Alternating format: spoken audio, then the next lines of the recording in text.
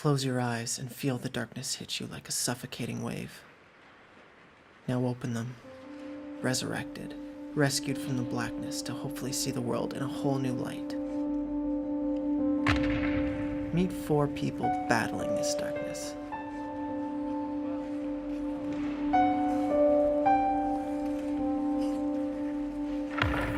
Androyannis, 24 years old, has already met the love of his life. My girlfriend, we've been together for 4 years. Our first date, it was more serious, but I think maybe that's why our relationship has lasted. Maude, 34 years old. Even with 2 kids, she has a hard time believing she's over 30. To have a child at 21, well, it was more like change of responsibility. Teresa, 48, happily remarried, loves taking care of her husband and 6 children. My parents came from Italy.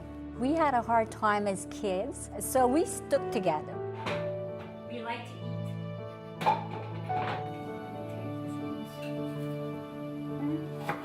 Although Teresa, Maude, and Androyannis had never met, they have all faced this darkness.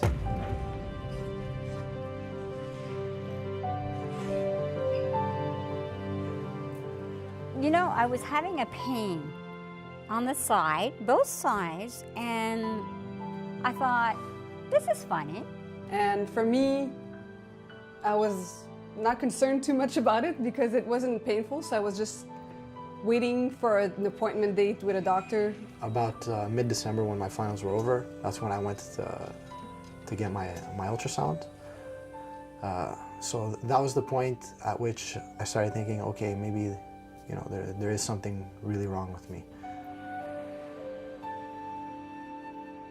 So on April 7th, I came in at 8 in the morning, got my CT scan, and they asked me to sit in the emergency room until they could see me again. So the radiologist came in, and then he says,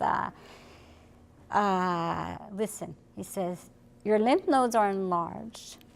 So I walked in, and we were talking about my masses. So I said, so do you know, was it a cyst? Can you take it out? The doctor thinks it's a lymphoma. We got to go to the emergency department.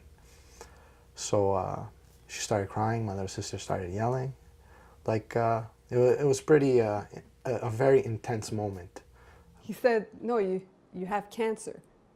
And the minute he said that, it was like everything stopped.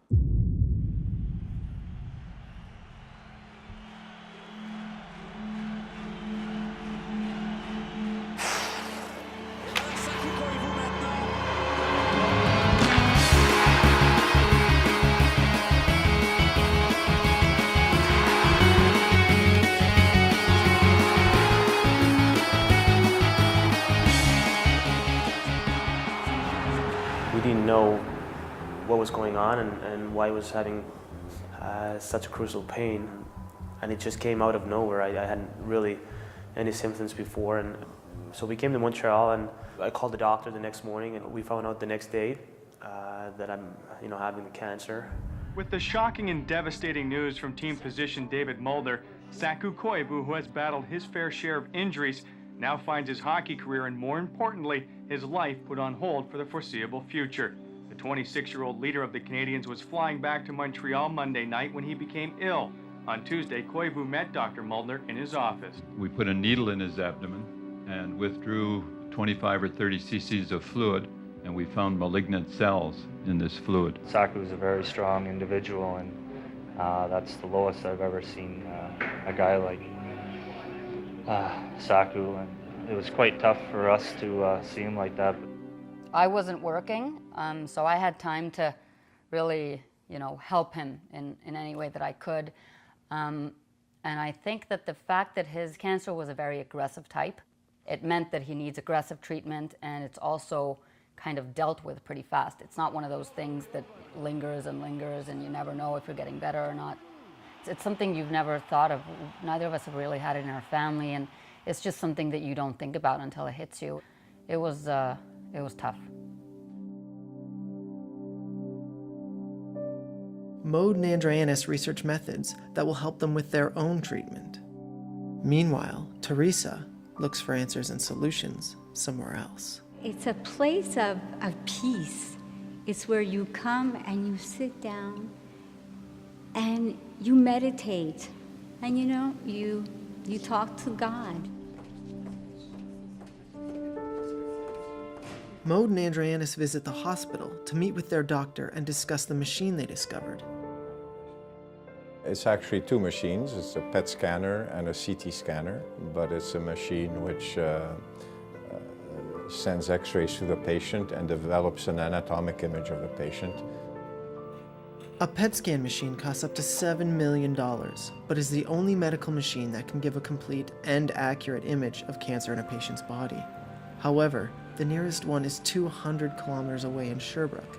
This means that hundreds of people, including Saku, have to make that trip for every treatment, and there's a 6-month waiting period.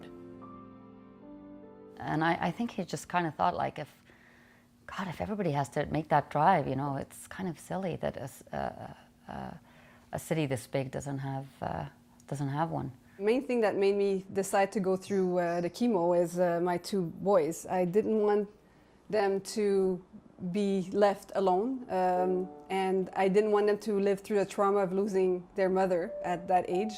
So for me, I hate pain. I detest it with a passion, but I took that pill, you could say, and went ahead. They were my inspiration. I had to accept that if something happens to me, what will happen to my kids? That was nobody else but my kids, because they need a mom. You need a mom. I remember before I started chemo, I had to run for the bus one day. And I knew like my chemo might affect my heart, it might affect my lungs. And when I was running for it, I was like, I enjoyed it so much because I'm like, this might be the last time I run really well for a really long time.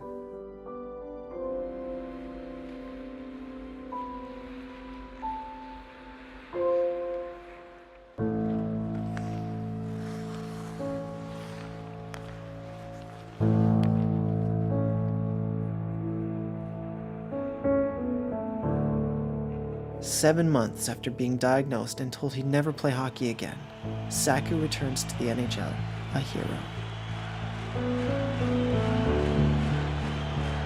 I felt that the doctors and the nurses in the Montreal General Hospital, they gave me a second chance, and you know, the treatment that we got, the support and just the careness that they showed towards me was very overwhelming. So during the treatments, I spoke to Hannah and to my family that, you know, when this all is done, let's do something and let's try to help the others. In the summer of 2004, Saku and Hannah unveil a brand new PET scan machine, a gift from his foundation to the Montreal General Hospital. My doctors were worried that my cancer had spread and I would have had to do another 2 months of chemo. My doctor, he recommended that I do another PET scan. I was spared from having to do an extra 2 months of chemo. It's a gift.